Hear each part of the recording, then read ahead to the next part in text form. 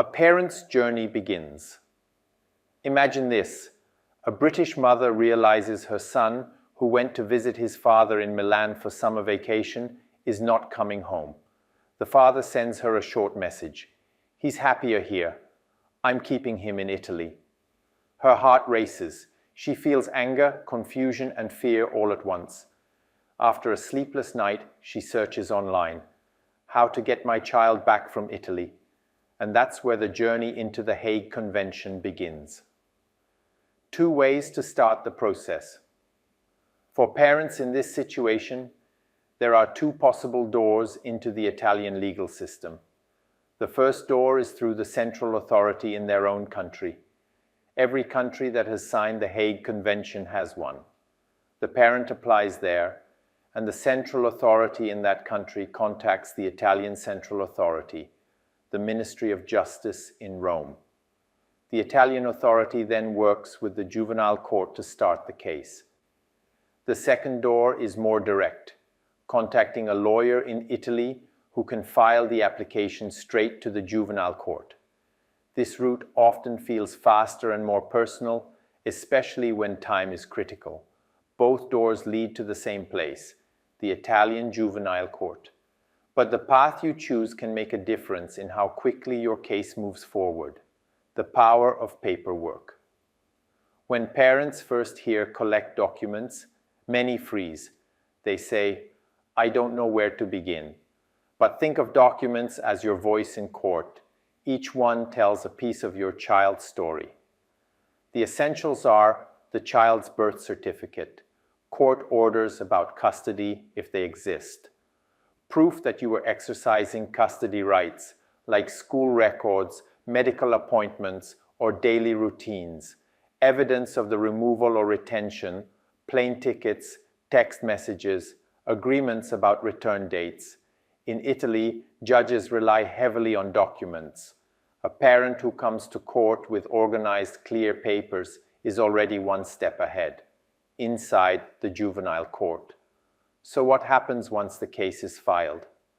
The juvenile court, Tribunale per ai minorenni, receives the petition. The court schedules hearings quickly, often within weeks. Both parents are summoned. Judges review the documents, listen to arguments, and sometimes hear directly from the child, depending on age and maturity. The central questions are always the same. 1. Where was the child's habitual residence? 2. Was the removal or retention wrongful under the Hague Convention? 3. Do any exceptions apply? The court's job is not to judge parenting styles.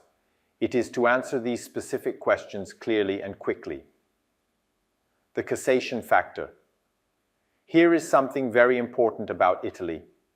Unlike in many other countries, Hague decisions cannot be appealed to another family court. The only possible review is at the very top, the Supreme Court of Cassation in Rome. This means that from the very first filing, your case must be prepared with the highest level of care. Every document, every argument could later be examined by Italy's supreme judges. Parents who realize this too late sometimes feel frustrated, but those who know it from the beginning can prepare a stronger, cleaner case that stands the test of review.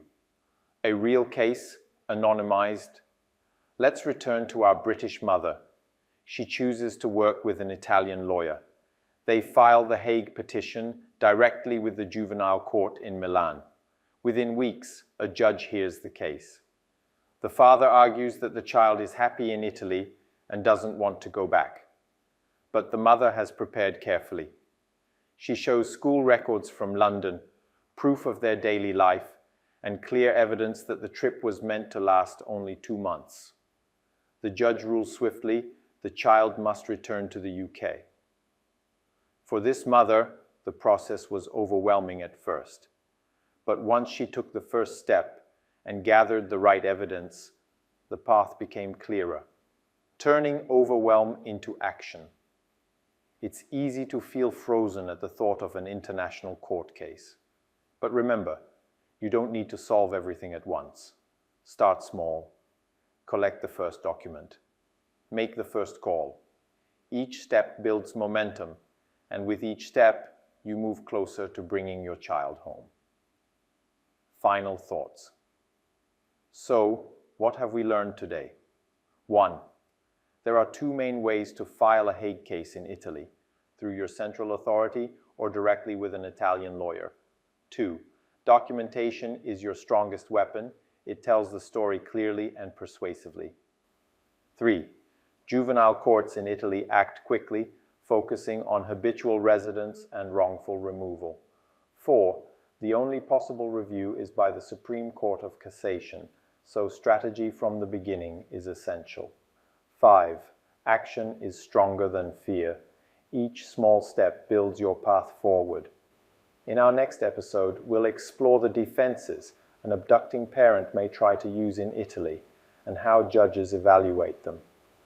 Outro music fades in Thank you for listening to Bringing Children Home. If you found this episode useful, I invite you to follow the podcast so you won't miss the next episodes. You can also visit my website at www.cecatiello.it for more resources, and connect with me on Instagram and LinkedIn, where I share insights and updates on international family law. See you in the next episode.